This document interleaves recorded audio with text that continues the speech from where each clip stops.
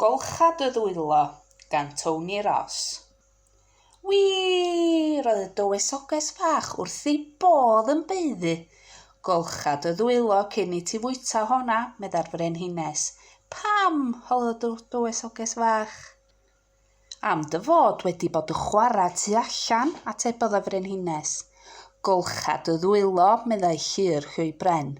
Pam, gofynnodd y dywysoges fach. Am dy fod wedi bod yn chwarae gyda cagla'r ci. Cofia dy fod yn ei sychu'n iawn. Golchad y ddwylo, gorchymmodd y brenin mawr caradog.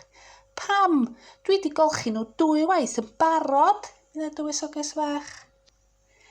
Ac mae'r rhaid i ti y golchi nhw eto, oherwydd ti newi fod ar y poti.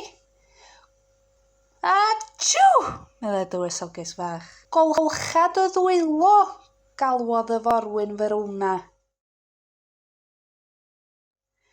Dwi wedi golchi nhw ar ôl chwarae tu allan, dwi wedi golchi nhw ar ôl chwarae gyda'r ci, dwi wedi golchi nhw ar ôl bod ar y poti, dwi wedi golchi nhw ar ôl tisian. Pam, holodd y dywysoges fach? Oherwydd yr ychafis bach afiach.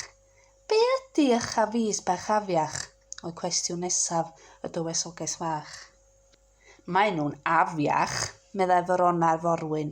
Mae nhw'n byw mewn baw, ac mewn blew anifeiliaid, ac mewn pob un tisian. Wedyn, mae nhw'n medru mynd ar dy fwyd ac i mewn y dyfol, a wedyn mae nhw'n neud un sal. A sut bethau ydy ychafis i edrych arnyn nhw? Gofynnodd y dywysoges fach. Gwaeth na crocodiles, medda'r forwyn Verona. Does na ddim crocodiles ar fy nwylo i.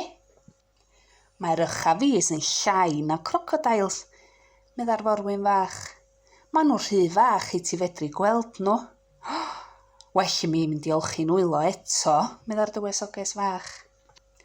Oes rhaid i mi olchi fy nwylo ar ôl golchi fy nwylo? Paid bod yn wirion, medda forwyn Verona. Rho'r gacen ma rhwng dy ddannedd.